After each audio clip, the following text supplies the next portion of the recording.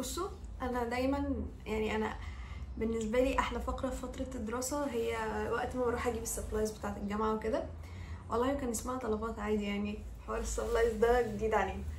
المهم السنه دي انا يعني السنه اللي فاتت وكده في الدراسه مستخدمتش حاجتي بنسبه كبيره، يعني حتى الاقي الكراريس كلها اول 3 4 5 6 7 صفح وبقيه الكراريس فاضيه. في الطبيعي كل سنه لما بخلص وكده باخد اللي هو الكراريس الباقيه والحاجات الباقيه دي بقلبها للحفظ والمذاكره والكلام ده كله، بروح اشتري حاجات جديده السنه الجديده وكده. بس السنه دي حسيت ان لا، ان يعني كل بينزل اللي هو بقى ايه الحاجات الجديده ومش عارف ايه والكلام ده كله، فحاسه ان اولا مش كل الناس عندها الاتاحه ان هي كل سنه تشتري حاجات جديده، ومش شايفه ان هي حاجه برضو مهمه قوي. هي حاجه حلوه وبجد بتحفز، بس عادي ممكن حاجات قديمه كانت عندنا وعادي ستيل برضو نفضل متحفزين مجرد بس ما نفلترهم ونشوف ايه اللي هنستخدمه ويبقى اكنه جديد. المهم انا كنت عايزه السنه دي بقى ايه، نسيت اجيب حاجتين محطوطين هناك. المهم انا السنه دي بصراحه كنت عايزه بقى ايه انزل اجيب كل حاجه from scratch، يعني حتى عندي حاجات كويسه بس لا انا عايزه اشتري حاجات جديده. انا بصراحه عندي الاوبسيشن بتاع انا مصرفش على الميك اب قد ما بصرف على الاقلام والحاجات بتاعه المكتب يعني. المهم قعدت افكر كده وقلت لا، الحاجه طالما لسه شغاله فواي نوت نكمل عليها. والمره دي دونا عن كل السنين اللي فاتت انا بجد شخصيه عشوائيه جدا، انا بحب المكتبه، فانا بروح بجد اشتري اي حاجه تيجي قدامي تعجبني وممكن ما استخدمهاش. زي ما اوريكم حاجات كتير قوي كنت بقعد اجيب فوق يعني فوق الحاجه من غير ما تخلص، فعندي كتير قوي مثلا ستيكي نوتس وكده، وحرفيا كله بنفس النظام كده. فحاسه ان السنه دي لا، انا عايزه اروح اشتري الحاجات اللي انا فعلا محتاجاها من غير افوره، يعني لاني انا عارفه الحته الوحشه مش الوحشه، الحته بتاعتي اللي فيها اوبسيشن وبشتري وما بزهقش من الشراء فيها هي حاجه المكتبه. حتى انا قررت اني المره دي هكتبهم مش زي كل سنه بروح واللي بيجي في ايدي باخده وكده. فايه خليني الاول اوريكم الحاجات اللي بتاعه السنه دي اللي انا هكمل بيها وايه اللي هيبقى ناقصني هحتاج اشتريه. انا شبه ما ذاكرتش السنه اللي فاتت، يعني كانت شبه جبير وكده، فانا بجد كراريسي كلها بشتري بالسنه، يعني هي نازله واحده وبخلص. فانا بجد كراريسي كلها كان عباره عن صفحتين 3 مش عارف ايه، وبقيت الكراسه فاضيه. انا بصراحه ما بحبش استخدم يعني بالاخص بتاعت اول السنه دي، لا لازم تبقى كراريس جديده وكده، بس قلت السنه دي لا مش هعمل كده. فاوريكم بقى ايه كراريس المواد بتاع السنه دي. بصوا هو في حاجه غريبه، انا لسه بحاول من قسم، فانا بصراحه عامله على ان شاء الله التحويل يكون اتقبل، بس هل ممكن يكون اتقبل؟ لا، فممكن نغير كل المسميات بتاعه المواد دي تاني عادي جدا على اساس ان انا لسه في قسم يعني. بس احنا كليتنا جميله بتنزل الجدول، بتنزل نتيجه الاقسام، بتنزل كل حاجه يعني قبل الجامعه ب3 دقايق. ده لو نزلتها قبل الجامعه اصلا ما رحناش كلنا نبص لبعض يعني. المهم انا ده فاضي، ده كان فاضي، هما اهم دول كده يعني. هو انا فلترتهم امبارح، انا مش معايا الكراريس اللي عندي مش هتكفي 2 سيمسترز، دول ايه هيبقوا اول سيمستر كل دول وايه، وهشتري بقى للسمستر التاني. حتى انا بصيت على المواد عندي كام ماده وكده، وهجيب ايه لكل ماده كراسه جديده للترم التاني مش الترم الاولي. المهم الكراسه دي سرقاها من عند عمته بصراحه. الكراسه دي انا ما بحب، اولا بحب جدا جدا ابيض، انا بعشق التبييض، ممكن ما اذاكرش بس اقعد ابيض. فبس ما بحبش اروح الجامعه لان انا اصلا اوريدي ببقى واخده معايا شنطه كبيره قوي، ما بحبش اروح بالكراريس الكبيره بتاعه التبييض وكده، ما بحبش ابوظهم كمان لو انا قاعده في البيت مركزه وقاعده ببيض وكده. فباخد معايا كراسه صغيره دي بنقل يعني ورا الدكتور يعني النوتس والحاجات اللي بيقولوها. بعد كده بروح البيت اروح راجعه ايه بقى كاتبه بقى من اول وجديد بطريقه حلوه. فاحسن حاجه عن تجربه متمشوش بالكراريس الكبيره دي بجد في البتاع. اولا بتتني وبتبوظ وحالتها بتبقى حاله، حتى لو سلك بتتبهدل يعني بجد بتتبهدل. فخدوا حاجه انتوا مش يعني مستغنيين عنها زي ورق المذاكره بالظبط وايه واكتبوا فيها. يعني دي انا كنت اوريدي مستهلكاها شويه فايه فقلت خلاص يبقى هي دي بتاعه النوتس اللي هتتاخد ورا الدكاتره. تمام. نبدا بايه بقى؟ يعني نبدا من ورا. دي انا هخليها كراسه المجتمع المصري اللي عارفين يعني انا في كليه اثار وكده. فدي كراسه المجتمع المصري هي تقريبا ما استخدمتهاش بس هي ورقها مش كتير فانا حطاها. تقريبا المجتمع المصري دي تقريبا ماده اختياري والله العظيم ما اعرف يعني بجد. انا دخلت على درايف وشفت المواد وخلاص. بس المهم يعني في مواد بتحتاج ورق كتير قوي، في مواد شويه منطقيه يعني بتبقى يعني مذاكره بالعين ونوتس اكتر. فدي ان شاء الله تكفي يعني السمستر وكده. وعندنا ايه تاني؟ دي مصادر دراسه اليوناني والروماني. برضو حاساها مش هنحتاج كتير قوي يعني. دي انا كنت مستخدماها وقطعت الورق اللي انا اوريدي خلاص يعني هو حتى هيبقى باين من هنا اعتقد ان كان مكتوب فوقيها. فايه خلاص احنا حولناها لمادة المصادر. و دي اي ثينك جديدة، اي ثينك دي حتى ما استخدمتهاش. دي عمارة، دي ورقها اكتر شويه لان اعتقد معالم العماره المصريه هتاخد ورق اكتر. يمكن دي كمان ما تكفيش بس ايه هنشوف يعني.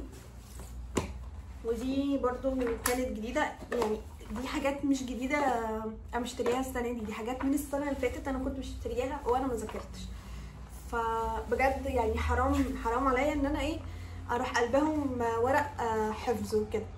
يعني في طبيعه السنين كلها اللي قبل السنه اللي فاتت انا كنت ببقى هاريه الورق فبيبقى فعلا متبقي حاجات بسيطه قوي فمش مستحيل استفيد بيهم. بس المره دي بجد انا عندي حاجات فاضيه.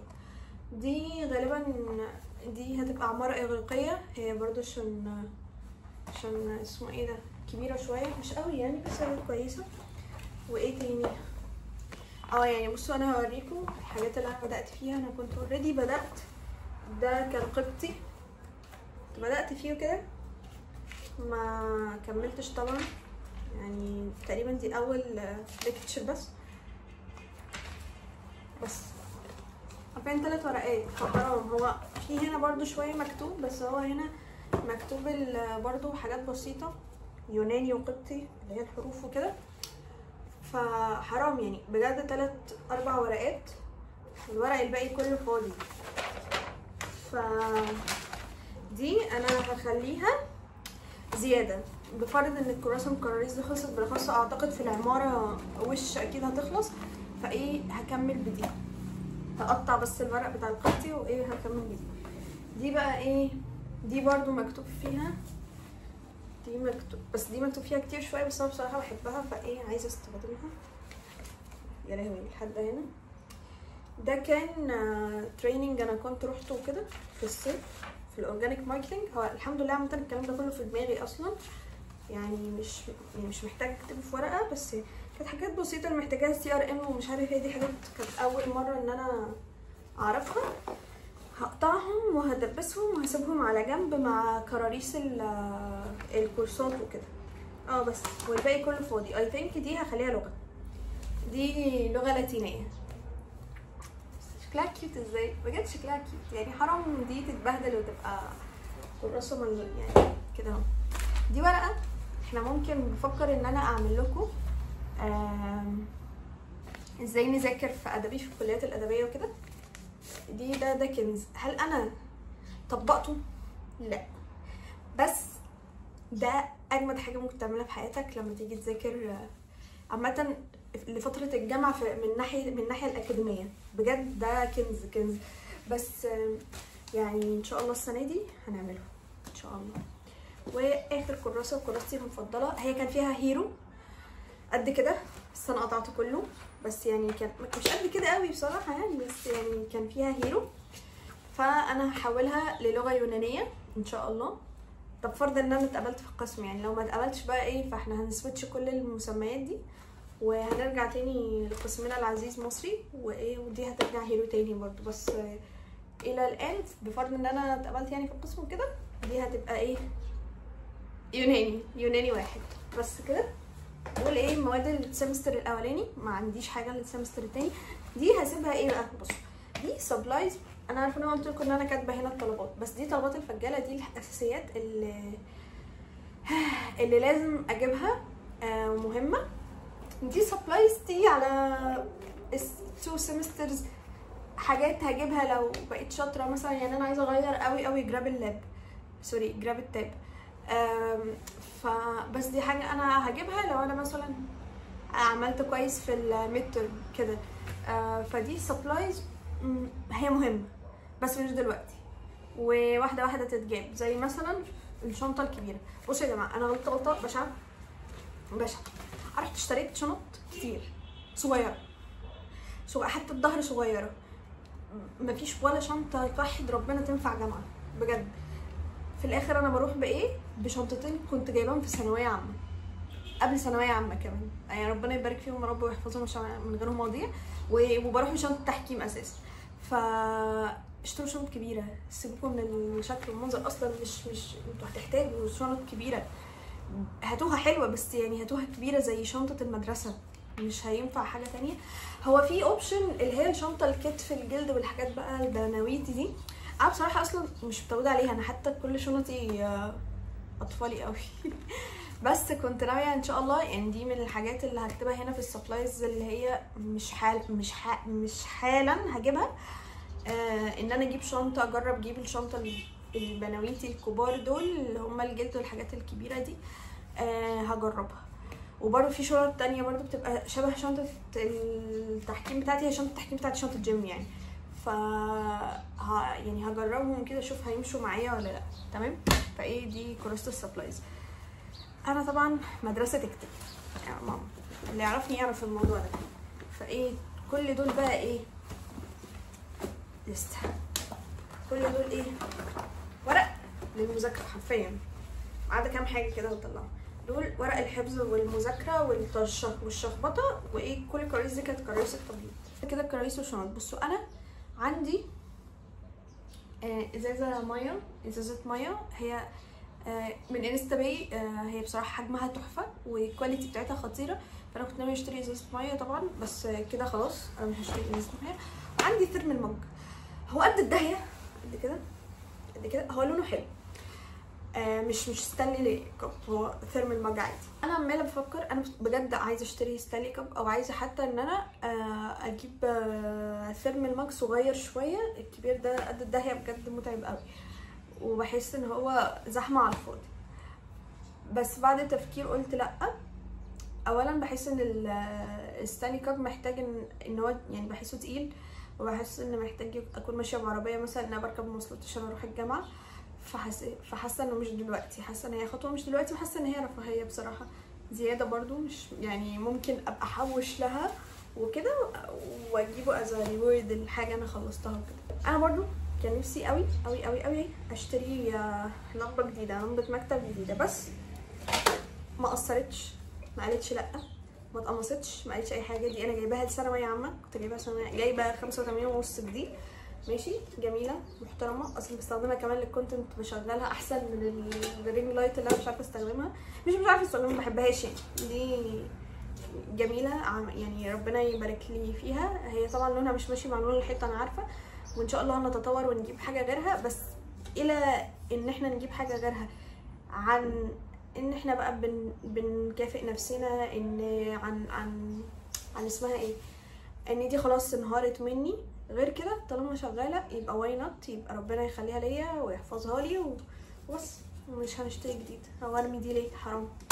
الا لو هديها لحد بقى، ساعتها ممكن اعمل كده. لو انا خلاص انا فعلا عايزه واحده جديده لاسباب كتيره قوي، مش لمجرد ان انا داخله سنه جديده فعايزه اغير وخلاص، ساعتها ممكن نودي دي لحد واحنا ايه نشتري واحده جديده.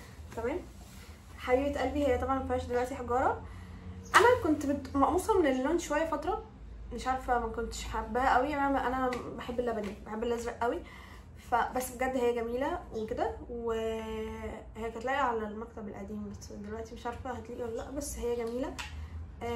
عيبها لو الحجاره مش كويسه، لما بتفصل تقعدي بقى ترستريها من اول وجديد بصراحه. لكن هي جميله، بتخليك مش بتحتاج تمسكي الموبايل ولا حتى تركزي من اللاب او التاب، لازم تشوفي الساعه هي قدامك وتشوفي الساعه منها، زي العسل، زي العسل خالص. طيب انا يعني قلت مش عايزه اشتري مسطره وكده، وان انا عندي مسطره بس المسطره دي تعبانه وانا برسم.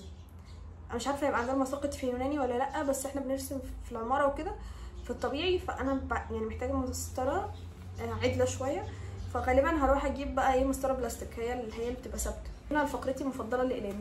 انا بعشق الاقلام، مع اني في الاخر بستخدم اسود واحمر وازرق وما بستخدمش حاجه تاني، بس يعني ما اقدرش، يعني انا اسفه ما اقدرش، ما بعرفش. المهم بصوا انا عندي مقلمتين، دي عاديه ودي انا بحبها وهي لايقه مع كليتي. فالمهم انا في الطبيعي في واحده بسيبها للبيت وفي واحده بتحرك بيها عشان ما امشيش باقلام مرميه في كل حته، غالبا دي اللي بتحرك بيها بالاخص لو هذاكر بره ولا حاجه. بنحط هنا اقلام وهنا اقلام وهنا مش عارفه ايه وهنا مش عارفه ايه. ده مقلمتين فانا مش محتاجه اشتري مقلمه جديده. الستيكي نوتس بقى انا دايما على فكره بكل حاجه نجيب جديد فوق جديد فوق جديد، وانا اصلا ما استخدمتش القديم. يعني دي واحده مثلا مقفوله، دي واحده مقفوله تقريبا من سنه ما اعرفش كام، تمام؟ فايه ادي واحد، وفي بقى المخطط وفي العادي، يعني ده عادي، ده طويل رفيع وطويل، مربعات بقى، مربعات كل دول. طيب انا استخدم الستيكي نوتس في ايه؟ يا بحط نوتس في ده ورق ابيض عادي، ده اللي بصراحه معرفش بستخدمه في ده متسطر ماشي. طيب انا عندي كذا طريقه في استخدام الستيكي نوتس، بعلقها على الحيطه. بس يا جماعه بجد هل في طريقه نعلق بيها الستيكي نوتس على الحيطه من غير ما تقع؟ عشان هي بتقع وانا في الاخر ممكن الزقها بمسدس شمع وبجد دواليبي وكل حاجه عندي خربانه بسبب اللي انا بعمله ده. او لو حد يعرف لزق لما بيتلزق على الحيطه ما بيبوظوش، عشان انا برضو تعبت من الموضوع ده.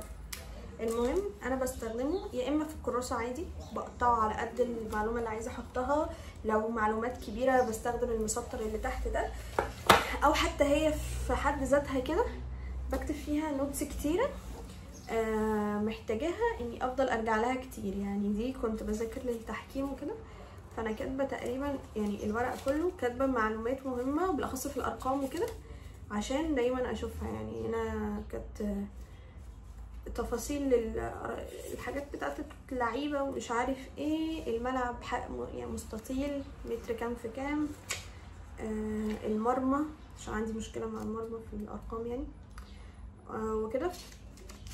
معلومات صغيره ورا بعض مش بقطعهم، بسيبهم ورا بعض وامسكهم كده اروح مشقلبهم واهو. مش عارفه انتوا شايفين ولا لا، بس ده اللي انا بعمله، وده يعني دي طريقتي في استخدام الستيكي نوتس. هنا انا حاطه اللي هي بتاعه المكتب دي فلاشه بقى، انا بجد ما اعرفش اسمها ايه، ستيكي نوت برضو ماشي. دي اللي بنحطها على طرف الحاجه اللي دي بستخدمها في الكتب كتير، وبستخدمها برضو في الكراسه لما في حاجه معينه عايزه ارجع لها بسرعه. برضو بشتري منها كتير جدا، يعني هي هنا في فرفته خالص وبجد بيفرفتوا وبيترموا حرام، فانا لما اخلص دول كلهم الاول بعد كده ايه هبقى اروح اشتري تاني.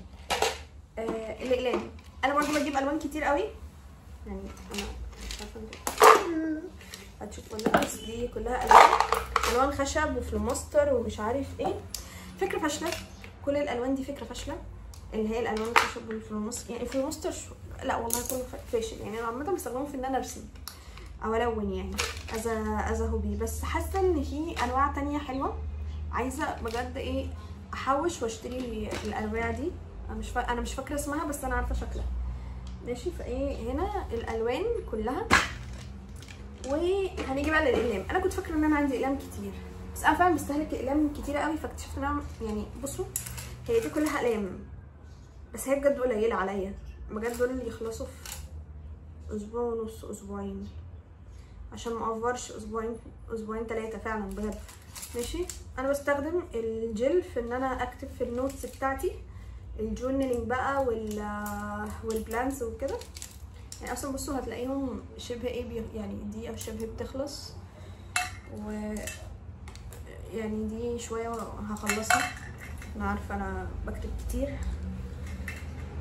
و لقيت عندي القلم الرصاص ده، اكيد انا كنت مقلباه بصراحه من ابويا ولا حاجه، فهخليه يشوف لي سنون يعني بكماله التقليب. انا ما بحبش الرصاص بصراحه، ما بستخدمش الرصاص خالص، بس عشان الرسومات وكده هحترم نفسي واستخدم رصاص.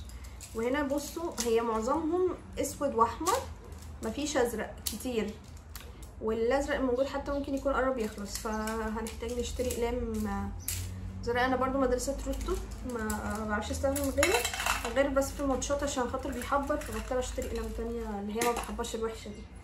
والحته المفضله بتاعتي الالوان اللي بنستخدمها بقى في الكتابه وكده، دول قربوا يخلصوا يعني. دي هي هنا، والحاجات الباقيه دي قربت تخلص. الجل برضو الى حد ما يعني، حتى دي اصلا الالوان المتبقيه ما كنتش بستخدمها كتير يعني. الموف اهو قرب يخلص وكده. الهايلايترز انا تخيلت ان انا لسه عندي هايلايترز كتير، اتصدمت بصراحه ان انا مخلصه الهايلايترز بتوعي يعني. انا حتى مش عارفه دول ما بيكتبوش اصلا يعني، مش عارفه شايفين ولا يعني. ده مع السلامه. بصراحه هما دول كويسين، انا مش عارفه هما بيعلموا في ظهر الورقه ولا لا، دي لسه شغاله، بس هما كويسين لذيذ يعني. دي خلاص بتموت، بس يعني طالما فيها روح هنكمل من ده عادي. دي لسه فيها يعني، دي شغاله. فايه عندنا في هايلايترز، فاحنا لازم نشتري هايلايترز الصراحه. وبس اي ثينك كده خلاص. دي الحاجات اللي عندي. انا بقى هحتاج اشتري حاجات بصراحه يعني بجد المره دي، على عكس كل مره بجد بعشق، وفي الاخر بكتشف ان انا منقصه يعني مسقطه حاجات. فقررت هكتب وهروح عيني تجيب الحاجه اللي انا عايزاها، بس مش اي حاجه. الله يوم من الايام ابقى الغنيه الكفايه اللي بتروح تشوبينج يعني، تعمل الشوبينج بتاعها في سمير وعلي او الوان. بس طبعا احنا دلوقتي يعني هنبقى في الفجاله، ودي متعه اخرى والله العظيم. مش عايزه ده يبقى المنظر اللي عندي، كتير قوي كتير حرام. مش عايزه خالص ابقى بعمل كده. عايزه اجيب الحاجه استهلكها، وحتى لو هعمل مثلا في قبل الترم التاني مره كمان، بس ابقى خلصت الحاجه. بس ده فيديو عن السبلايز الجامعه، بس ده ريوز اديشن.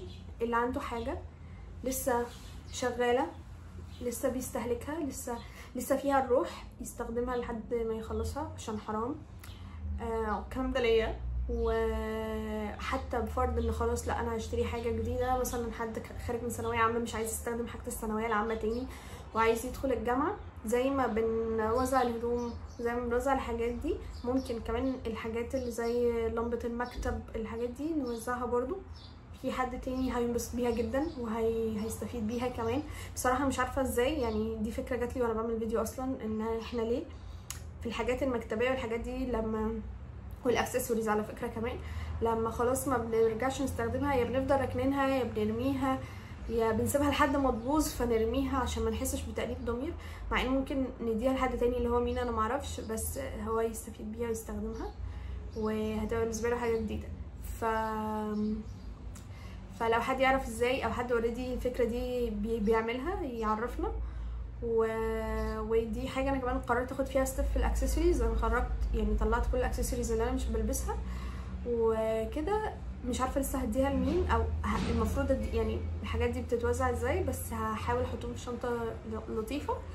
ولو لقيت بنت بقى يعني صغيره في الشارع ممكن اديها لها، لو حد يعرف طريقه تانية بيعملها او بتعملها تقول لنا. بس